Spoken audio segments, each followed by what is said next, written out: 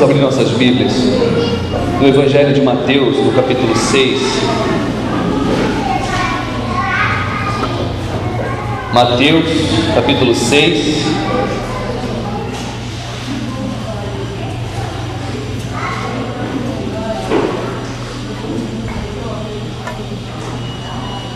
Nós vamos ler do verso 25 ao verso 34. Mateus 6, do 25 ao 34.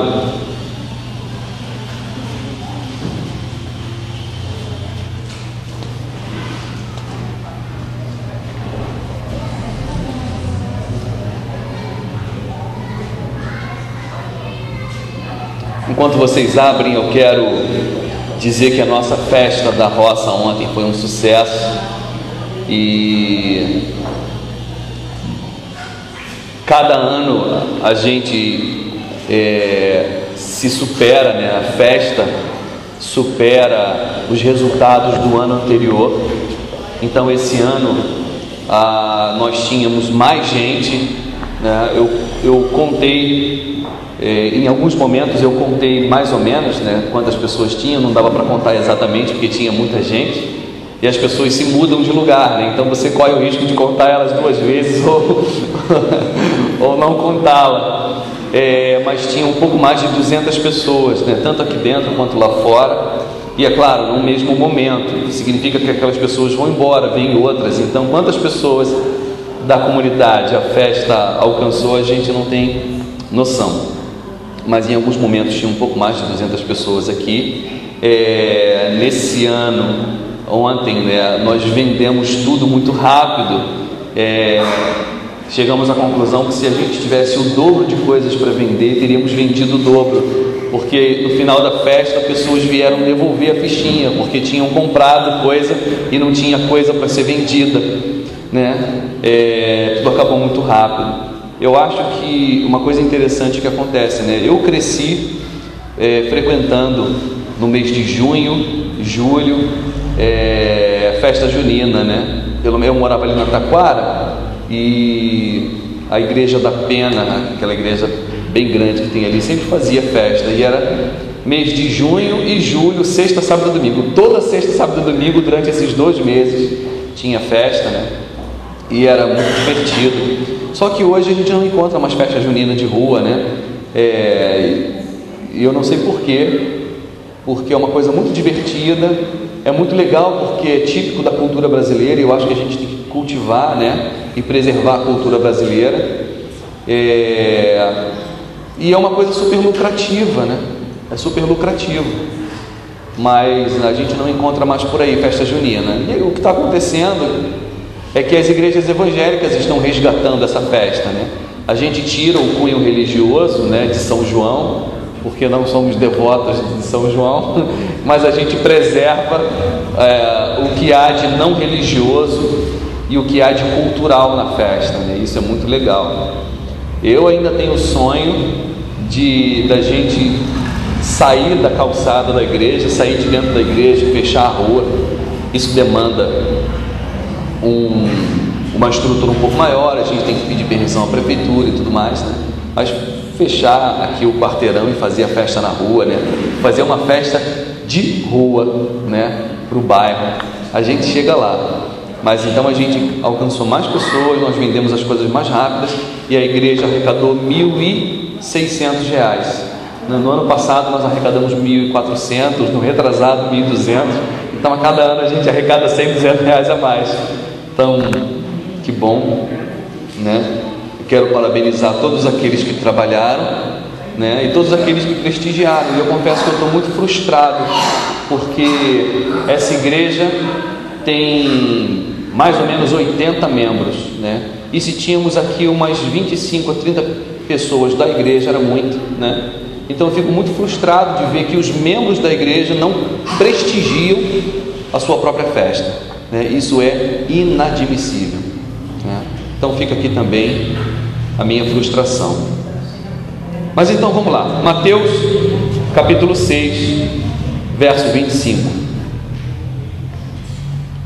Por isso vos digo, Não andeis ansiosos pela vossa vida, quanto ao que haveis de comer ou beber, nem pelo vosso corpo, quanto ao que haveis de vestir.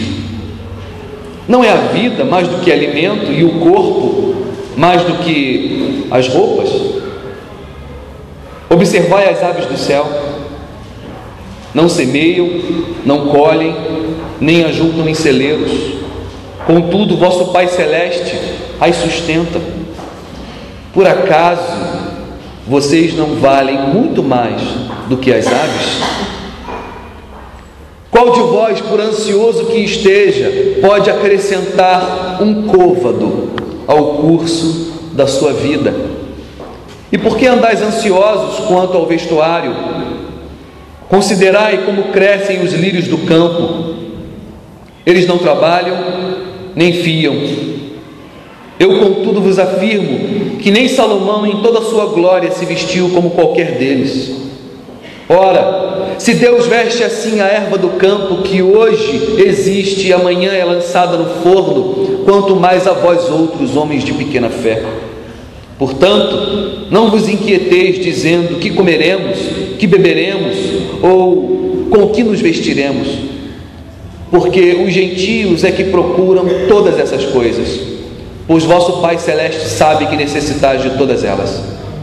Buscai, pois, em primeiro lugar o seu reino e a sua justiça, e todas essas coisas vos serão acrescentadas. Portanto, não vos inquieteis com o dia de amanhã, pois o amanhã trará os seus cuidados. Basta ao dia de hoje o seu próprio mal. Vamos orar então? Senhor Deus, fala com a tua igreja nessa manhã. Um dos grandes males, Senhor, da nossa geração é a ansiedade, a inquietação. Deus, a insegurança quanto ao presente, a insegurança quanto ao futuro, a insegurança quanto à subsistência, um excesso, Senhor, de cuidado com a nossa aparência, com o nosso status, com os nossos símbolos de poder e de ascensão social. E o Senhor nos ensina, Deus amado, que o nosso cuidado, o nosso sustento não está exclusivamente nas nossas mãos, mas que acima de nós existe um Deus que tem cuidado de nós e que nos sustenta. Então, Senhor Deus, minha oração nessa manhã é para que o Senhor venha ministrar, Senhor, paz, quietude, segurança, convicção de que o Senhor é um Deus provedor e que, por ser fiel e provedor, não permitirá que nada nos falte. Então, Senhor amado, que o teu Espírito marque isso no nosso coração, em nome de Jesus. Amém. Amém. Meus irmãos, nesse mês nós estamos falando do tema alegria e da alegria cristã. E eu fui pego um pouco de surpresa. Quem pregaria hoje era o pastor Del, mas ele ficou a semana inteira muito mal, com febre, com dor no corpo, e depois as coisas foram piorando. Apareceu uma dor no dente, depois uma dor no rim, uma dificuldade de urinar. Ele foi ao médico e com tanta coisa, e com tantas coisas distintas, né? Aparentemente nenhuma tinha relação com a outra. O médico não soube diagnosticar e recomendou anti-inflamatório e antibiótico, né? O antibiótico para inflamação e o anti-inflamatório não, o antibiótico, enfim, vocês entenderam que ele está muito mal, por isso ele não está aqui agora. Lá em casa ele diz que eu tenho mania de médico, só volta o CRV, né? Então eu, a Carol, a minha irmã, a gente tem mania sempre de diagnosticar, mas sempre dá certo. E quando a pessoa teima com a gente e vai ao médico, o médico diz a mesma coisa. Essa é a minha arrogância familiar. A gente acha que é médico. Enfim, o Léo não pôde estar aqui. E respeitando o tema da alegria, eu quis trazer texto hoje, e essa coisa que Jesus nos ensina. E a minha intenção é falar da ansiedade, que é um dos ladrões da alegria do cristão. É um ladrão da alegria de qualquer um, né? Inclusive do cristão. A ansiedade tem várias formas de se manifestar, né? Então, por exemplo, quando a gente vai ao médico, por exemplo, quando eu vou ao médico, vou contar uma experiência que me apresentou outros tipos de uso para a palavra ansiedade, né? Eu fui ao médico uma vez fazer endoscopia, e endoscopia é um exame, pelo menos para mim, horroroso, que ele enfia um canudo na sua goela, né? E você acordado. E enquanto ele conversava comigo, dizendo que ele ia fazer, eu começava a ter ânsia de vômito. Ele nem colocou o negócio, eu já tinha ânsia de vômito. Eu tenho um excesso de sensibilidade, como diz a minha avó, no grugumilho. Que é isso aqui, nos grugumilho. E aí ele falou: você está muito ansioso. Ou seja, esse nervosismo, porque ele iria colocar um negócio na minha goela, né? E essa ânsia de vômito, ele falou: você está muito ansioso. Então essa inquietação que a gente tem por conta de alguma coisa presente é também chamada de ansiedade, né? Uma outra forma da minha ansiedade se manifestar é, por exemplo, domingo de manhã. Então todo domingo de manhã eu acordo tossindo, eu tenho tosse nervosa, e é uma tosse de ansiedade por causa do culto dominical, porque eu sou muito preocupado com tudo, né? Então não é só com o fato da pregação. A pregação para mim é a parte mais fácil, né? Existem coisas que talvez passem completamente despercebido para vocês, que me roubam a paz. Então, por exemplo, eu fico pensando se vai ter cocô de cachorro na calçada, e isso é suficiente para me roubar a paz. Se vai ter papel no chão da igreja, se os banheiros vão estar limpos, se as luzes vão estar acesas, se o som vai estar bem equacionado. Enquanto eu estou aqui falando e alguém está mexendo no som, isso me desinquieta. Se alguém está conversando paralelamente, isso me rouba completamente a atenção. Então, se as pessoas vão se atrasar para o culto, tudo isso é motivo para me deixar inquieto, tenso, nervoso.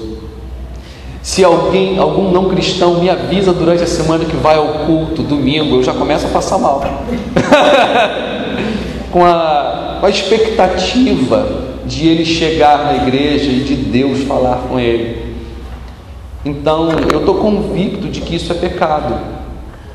É pecado porque eu não confio em Deus. Porque se eu confiasse em Deus, eu dormiria tranquilo, eu acordaria tranquilo, eu viria para a igreja tranquilo, né? Sabendo que tudo está nas mãos dele.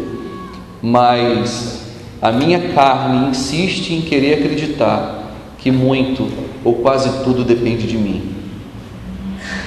Então isso é pecado. A ansiedade é pecado por ser falta de confiança, por querer roubar de Deus a glória de ser Ele o autor e o consumador, o executor de todas as coisas. É querer atribuir a mim a glória do trabalho e da execução das coisas. Então o pecado da ansiedade reside aí, na falta de confiança naquele que provê e que sustenta todas as coisas. Então nós podemos roubar a glória de Deus de muitas formas, não só adorando a ídolos. Então não são os católicos e os macumbeiros que são idólatras, né? Todos nós somos idólatras.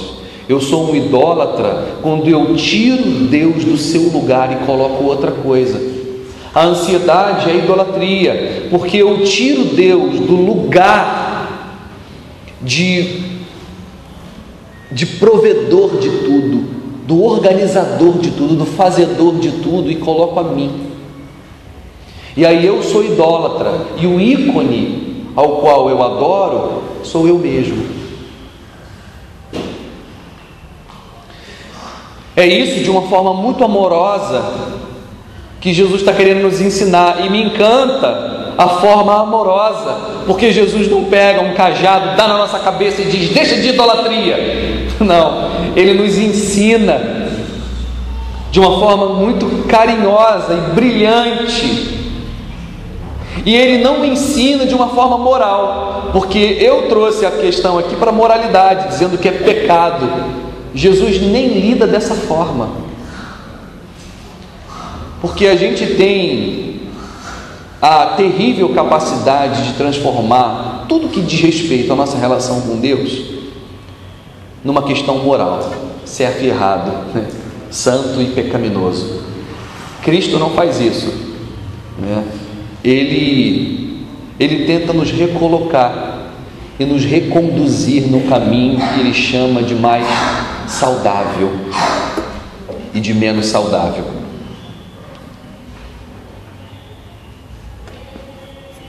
Como eu estou dando aula de interpretação da Bíblia na segunda-feira, e o último tema das 2 segundas-feiras foi aprendendo a interpretar o texto no seu contexto, para a gente entender sobre o que Jesus está falando, a gente tem que começar a ler dos versículos anteriores, porque o verso 25 começa com: por isso vos digo. Então ele está dizendo que ele vai dizer agora por causa de alguma coisa que ele falou anteriormente. E o que ele falou anteriormente? Verso 24: ninguém pode servir a 2 senhores, porque ou há de se aborrecer de um e amar o outro, ou se devotará a um e desprezará ao outro. Não podeis servir a Deus e às riquezas. E a palavra riqueza aqui, no original, ele usou o nome Mamon, que era uma divindade, um deus do dinheiro. Então ele não está falando necessariamente de riqueza, mas de dinheiro de uma forma geral.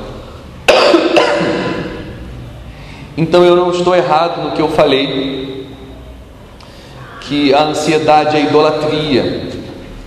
No que diz respeito à minha ansiedade, eu estava falando de provisão, de organização.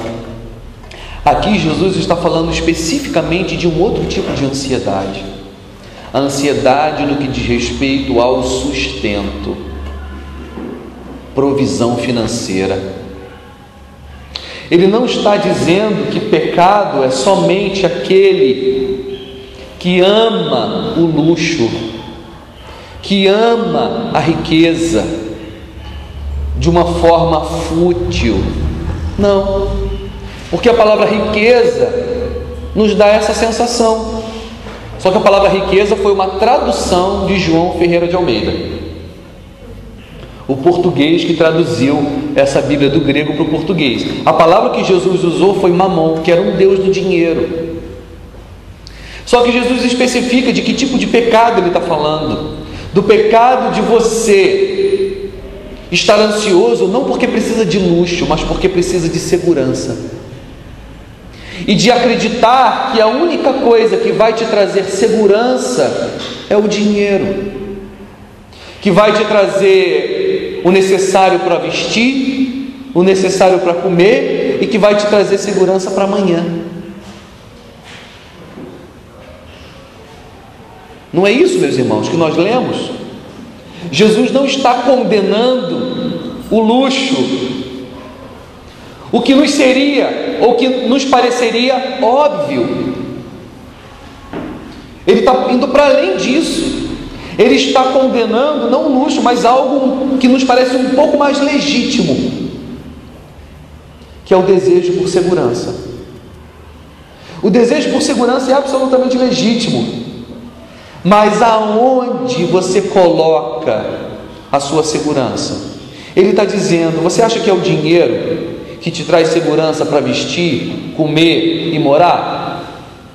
Ele diz: então isso é idolatria, porque esse se chama Mamon, é um outro Deus, e você não pode servir a 2 deuses. E aqui Jesus apela para o monoteísmo. Monoteísmo é religião que adora e serve a somente um Deus, e não mais de um. Mas João Calvino diz que o coração do homem é uma fábrica de ídolos. O coração do homem é uma fábrica de ídolos. Então não se enganem, não são os católicos e os espíritas apenas idólatras que adoram a deuses. Os deuses e a idolatria deles está muito mais evidente. A nossa é difícil de se confessar e de se ter perdão, porque ela está muito mais oculta dentro do nosso coração. Então, quando Jesus diz ninguém pode servir a dois senhores, ele está dizendo que o dinheiro é um senhor. E quando é que o dinheiro ganha uma dimensão espiritual na sua vida? O dinheiro ganha uma dimensão espiritual na sua vida quando você atribui ao dinheiro um atributo que só cabe a Deus, o atributo do cuidado e da segurança.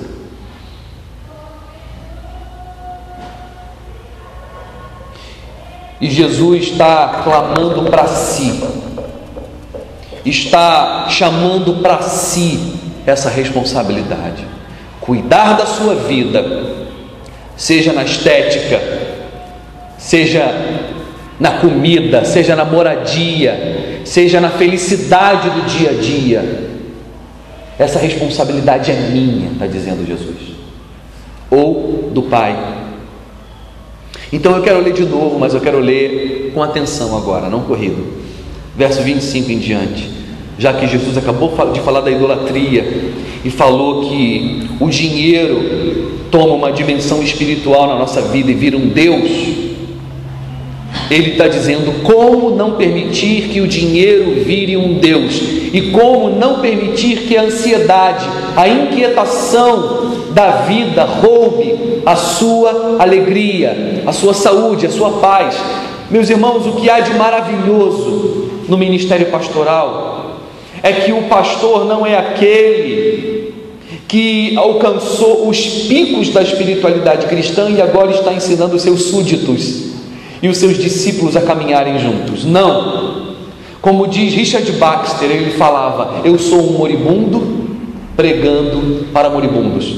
O moribundo é aquele que está à beira da morte, ou então aquele que está muito adoecido. É um doente pregando para outros doentes, é um pecador pregando para outros pecadores, é um à beira da morte, um miserável pregando para outros miseráveis à beira da morte. Então a pregação do Evangelho, ela é maior do que o pregador. Então, de certa forma, aqui em cima eu sou um hipócrita, mas essa hipocrisia é absolutamente saudável, porque eu não falo na posição de um fariseu, de quem alcançou a perfeição espiritual.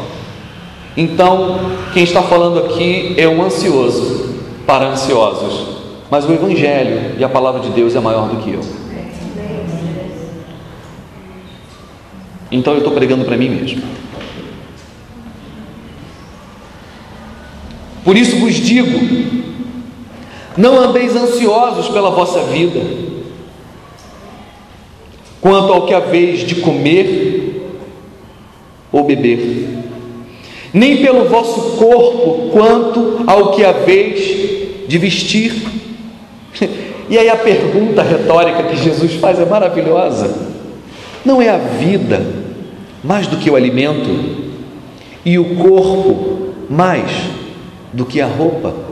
O que me parece que Jesus está querendo nos ensinar com essa pergunta é: a vida não é maior, mais importante do que a comida que sustenta a vida.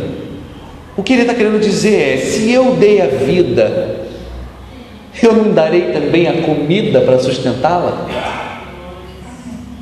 O que Jesus está dizendo é: fique tranquilo, não vai faltar alimento na sua casa. Amém? Se a gente aprender essa lição, a gente já aprendeu muita coisa. Não vai faltar comida na sua casa. E a Bíblia inteira ensina isso, meus irmãos, só que ensina de outras maneiras. A gente tem então textos maravilhosos no Antigo Testamento que nos ensina a confiar que a nossa comida não vai acabar. A gente tem aquele texto clássico de Elias, quando ele profetiza que vai haver fome na terra. Só que quando ele profetiza que vai haver fome na terra onde ele mesmo está, então a fome serviria para ele também. Mas ele não perde a paz, porque Deus vira para ele e diz: os corvos vão te alimentar. E aí todo dia vinha corvo trazendo carne para esse homem. Então, em tempo de fome, ele comia churrasco todo dia. Só que chega um momento, meus irmãos, na miséria, que não tem mais carne, nem para ele, nem para os corvos. Ele diz: e agora? E aí Deus faz um outro milagre. Agora Deus vai compartilhar o milagre com o outro. Ele diz: agora vai na casa de uma viúva. E aí ele vai na casa de uma viúva da cidade de Sarepta, que nem fica em Israel, portanto ela não era hebreia, ela não fazia parte da aliança. E Jesus chama a nossa atenção para isso. Jesus, quando está pregando para os judeus, ele diz: olha, nos tempos de Elias haviam muitas viúvas em Israel, mas Deus escolhe uma viúva gentia, não hebreia, para Elias se abrigar na casa dela e multiplicar o azeite e a farinha na sua botija. E aí os judeus ficam muito irritados, porque Jesus interpreta essa história dessa forma, falando do amor universal de Deus pelos homens, e não exclusivamente por aquele poveco.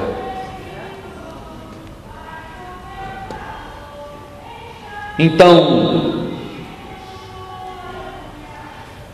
essas passagens todas estão querendo nos ensinar dia a dia que a gente deve acreditar naquele que usa os corvos para trazer comida, daquele que multiplica azeite, que multiplica farinha e tudo mais o que se tiver na panela. Não é a vida mais do que o alimento? Se eu dei a vida, eu não vou dar também a comida para sustentá-la? E o que você fez para nascer? Nada. Eu não tive nenhuma participação na minha criação, no meu nascimento. E eu nasci de um descuido dos meus pais. Nem foi uma programação deles, mas certamente eu não nasci de um descuido de Deus. A Bíblia diz que eu já existia na mente de Deus e no coração de Deus desde a eternidade, que eu sou um plano dele, que inclusive o meu nome foi posto por Deus. Essa não é uma verdade sobre mim, mas sobre você. Isaías diz que ele colocou o seu nome e ele te deu o seu sobrenome. Se ele te deu o seu sobrenome, é porque ele escolheu o seu pai e ele escolheu a sua mãe. Ele determinou em que família você deveria nascer. Então, por pior que seja a sua família, glorifique a Deus, não reclame dela, porque você estaria reclamando daquele que escolheu em que família você nasceria. É um plano de Deus. E ele colocou o meu nome. O meu nome, meus irmãos, é um erro, porque os meus pais eram hippies, eles gostavam de Beatles. Aliás, não precisa ser hippie para gostar de Beatles, né? Qualquer um sensato gosta de Beatles, porque é maravilhoso. Daquela música Michel Mabel, Michel Mabel, só que é Michele que é Michele só que a minha mãe gostava da música e me colocou o nome de Michel, que aliás nos Estados Unidos meu nome é um nome feminino, né? Eu sou quase a primeira dama dos Estados Unidos, Michelle Obama.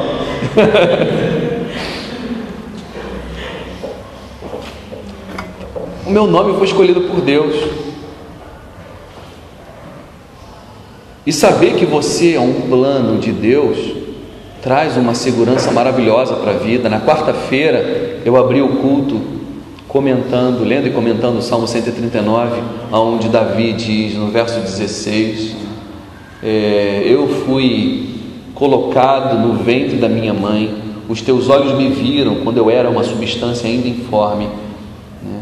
E nos teus livros foram escritos todos os meus dias, cada um deles escrito e determinado quando nenhum deles ainda existia. Que coisa maravilhosa! Eu estou aqui pregando porque Deus escreveu que eu estaria aqui pregando. Foi uma escolha minha, mas antes da minha escolha foi uma escolha de Deus. Isso é maravilhoso, porque aquele que chama banca, aquele que dá a vida, banca a vida. Não é a vida mais do que o alimento e o corpo mais do que as vestes? Eu não sei quanto a vocês, meus irmãos, mas eu experimento milagres de Deus. Eu acho que deve ter uns 2 ou 3 anos que eu não compro uma peça de roupa. Nenhuma roupa que eu estou vestindo aqui, inclusive as de baixo, foi eu que comprei. Não foi. Todas elas eu ganhei. Então, eu amo comprar roupa, mas eu sou muito besta. Eu só compro roupa cara. Então, quando eu saio para comprar uma roupa, vale para o ano todo. Eu compro uma peça. Aquela peça que eu estou querendo há muito tempo, eu vou lá e compro ela. Mas eu tenho experimentado o cuidado de Deus para mim, para minha casa. Aliás, os profetas de morte, eles sempre tentam me assustar. Sempre dizem: você vai ter filho, você vai ver, gasta muito dinheiro. Meus irmãos, até agora meu filho me saiu de graça, 0,800. O único dinheiro que eu gastei com o meu filho até agora, depois de 5 meses de gravidez, foi R$13, que foi o valor que eu gastei com o teste de gravidez da farmácia. De lá para cá eu já ganhei o quarto e um monte de coisa que eu sei que eu vou ganhar, não vou? Vou. Se bobear daqui a 2 anos eu vou dizer: eu nunca comprei uma fralda para o meu filho. Então para de ficar assustando os outros dizendo que criança é cara. E a minha irmã mais nova já disse: não, eu vou pagar a escola do meu sobrinho, mas ele vai ter que estudar uma escola alemã. Então, a minha irmã, que é besta, quer pagar uma escola alemã para o meu filho. O moleque vai saber falar alemão, olha só. Não sei para que serve isso, mas não é a vida mais do que o alimento e o corpo mais do que a roupa? E aí ele, no verso 26, de uma forma muito poética e bonita, ele nos convida a aprender as coisas da vida com a natureza. Ele fala: aprendam a viver com as aves. Observai as aves do céu. Elas não semeiam, não colhem e nem têm celeiros ou despensa ou geladeira para guardar a comida, Contudo, vosso Pai Celeste as sustenta. Eu gosto de ler a Bíblia com muita calma, e essa é uma técnica de interpretação para você não passar batido. Ele não diz que Deus é o Pai das aves, ele diz: o vosso Pai, ou seja, o nosso Pai Celeste sustenta as aves dos céus. Porventura, vocês não valem muito mais do que as aves? Se vocês que são filhos, ele sustenta as aves do céu, não sustentaria vocês que são filhos? Porventura vocês não valem muito mais do que as aves? E qual de vós, por ansioso que esteja, pode acrescentar 1 côvado, 1 metro, ao curso da sua vida? E por que andais ansiosos quanto ao vestuário? Considerai, aí ele nos convida a aprender a viver com as flores. Considerai como crescem os lírios do campo. Eles não trabalham e nem fiam, quer dizer, nem tomam dinheiro emprestado, nem fazem financiamento. Eu, contudo, vos afirmo que nem Salomão, em toda a sua glória, se vestiu como qualquer deles. Ora, se Deus veste assim a erva do campo, que hoje existe e amanhã é lançada no forno, quanto mais a vós outros, homens de pequena fé. Verso 31. Portanto, não vos inquieteis, dizendo: que comeremos? Que beberemos? Ou com que nos vestiremos? Porque os gentios, quer dizer, aqueles que não me conhecem, é que procuram todas essas coisas, mas o vosso Pai Celeste sabe que você necessita delas. Busquem em primeiro lugar o seu reino e a sua justiça. Agora vem a promessa: e todas estas coisas vos serão acrescentadas. Deus está prometendo cuidar de nós. Uma coisa que Ele quer que eu e você busque é o reino dEle e a justiça dEle, e Ele promete acrescentar as demais coisas. Portanto, não vos inquieteis com o dia de amanhã, pois o amanhã trará os seus cuidados. Basta ao dia o seu próprio mal. Jesus nos ensina isso de outras maneiras, na oração do Pai Nosso, por exemplo, quando ele diz que ao orar por sustento, e ele diz que a gente deve orar pelo sustento, e o que deixa claro é que o sustento vem de Deus, senão não deveríamos pedir a Deus, mas se pedimos a Deus é porque o sustento vem de Deus. Mas ele nos ensina a pedir de Deus o sustento de uma forma muito interessante.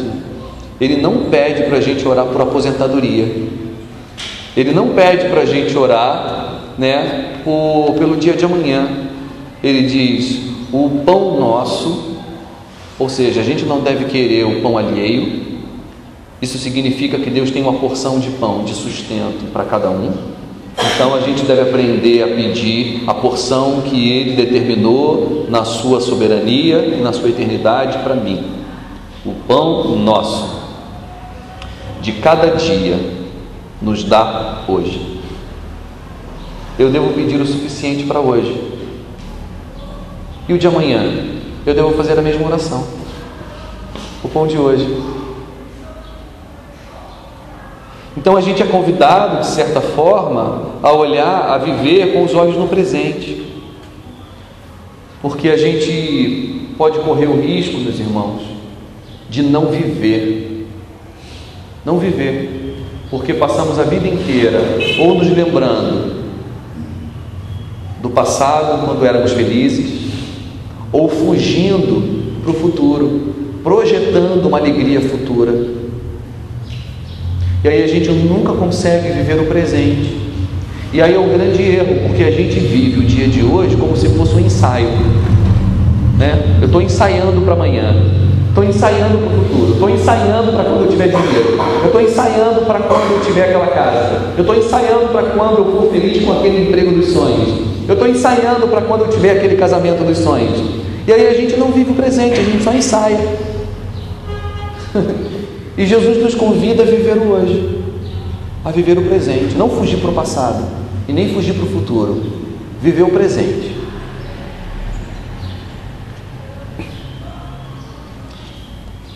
E procurar ser felizes hoje com o que temos.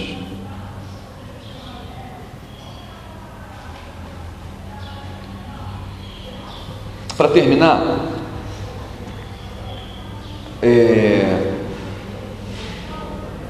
eu creio que muito da nossa ansiedade dos dias de hoje, ela nasceu por uma visão de cristianismo, e uma visão de cristianismo que se deturpou.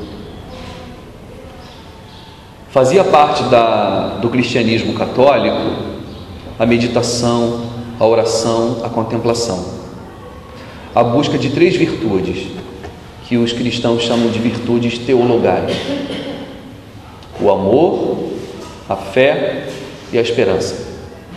Virtudes teologais: amor, fé e esperança. Então, fez parte durante muitos séculos da igreja cristã a busca por essas virtudes. Na Reforma Protestante, o cristianismo mudou um pouco de perspectiva, virou um cristianismo menos contemplativo, que contempla Deus e que busca essas virtudes teologais, amor, fé e esperança. E a virtude cristã virou virtude do trabalho,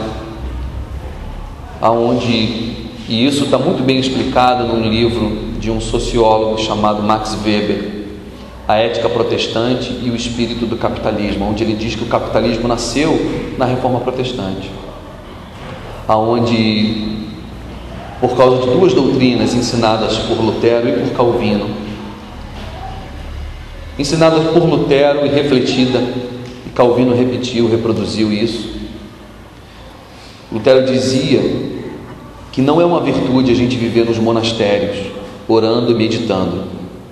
É uma virtude cristã fecharem os monastérios, os monges casarem, serem bons pais de família e bons profissionais. Ele diz: você glorifica mais a Deus casando e trabalhando do que no monastério meditando. E eu concordo com Lutero. O problema é que isso, na prática, causou algumas deturpações. A teoria está certa, a prática é que foi equivocada. O cristão passou a cultuar o trabalho, e o trabalho passou a ser uma virtude cristã. E enquanto virtude, o nosso valor enquanto ser humano e o nosso próprio valor espiritual passou a se expressar na sua capacidade profissional, de você conseguir empreender, e de você conseguir conquistar, e de você conseguir ganhar. E aí o nosso valor e a nossa dignidade está no nosso trabalho e na nossa conquista de bens. Aí entrou a deturpação. Então os protestantes passaram a cultuar o trabalho e a cultuar o ganho. E o meu convite, ou acho melhor, o convite de Jesus, é que a gente não deixe de trabalhar, que a gente não deixe de casar, que a gente não deixe de considerar o trabalho também uma virtude, mas que a gente não esqueça que não é o nosso trabalho, o nosso empreendimento e o nosso ganho que nos dignifica, mas é o amor que Cristo tem por nós. E aí não importa o quanto eu ganho, e aí não importa o quão empreendedor eu seja, o que importa é o quanto Cristo me ama e o quanto eu convivo bem com essa verdade hoje, aqui e agora, o quanto eu confio no meu Senhor. A intenção de Jesus, meus irmãos, é que a gente seja mais feliz. E Ele sabe que a ansiedade rouba a alegria. Então Cristo nos desafia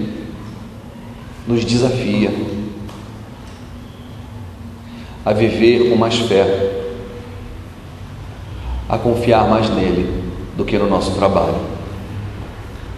Eu dizia essa semana ou semana passada que se não fosse a fé, ser cristão significaria só ser 10% mais pobre, né? Se não fosse a fé, ser cristão era ser 10% mais pobre, porque agora você tem que dar o dízimo para a igreja. Só que a gente não acredita que fica 10% mais pobre, a gente acredita que fica 90% mais rico, porque a gente acredita de verdade que quando somos fiéis a Deus com os nossos 10%, os nossos 90% se multiplicam. E eu acredito que se multiplica mesmo, irmão. Isso não é papo de pastor para arrancar dinheiro das ovelhas. Eu acredito nisso de verdade. Então, ser cristão é sobretudo viver pela fé e não matematicamente. A nossa matemática não funciona mais quando a gente tem fé, porque o dinheiro sempre multiplica, ainda que a calculadora não entenda o negócio. O que precisa, a gente, é de fé, é acreditar mais no poder de Deus de suprir as nossas necessidades do que nos nossos cálculos matemáticos. Amém? Amém. Então vamos orar, fecha os teus olhos. E eu quero convidar você a colocar a sua vida nas mãos de Deus.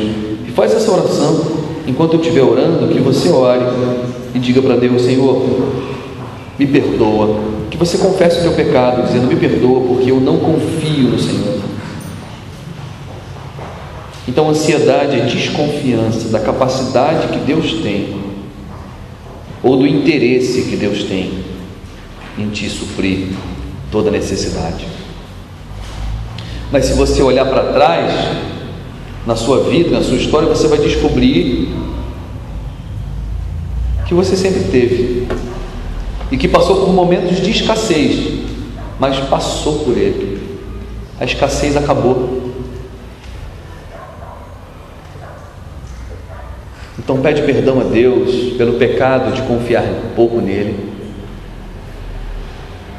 de ter transformado o Deus num dinheiro, num senhor da segurança, desconsiderando que esse lugar, o lugar de prover segurança, é de Deus,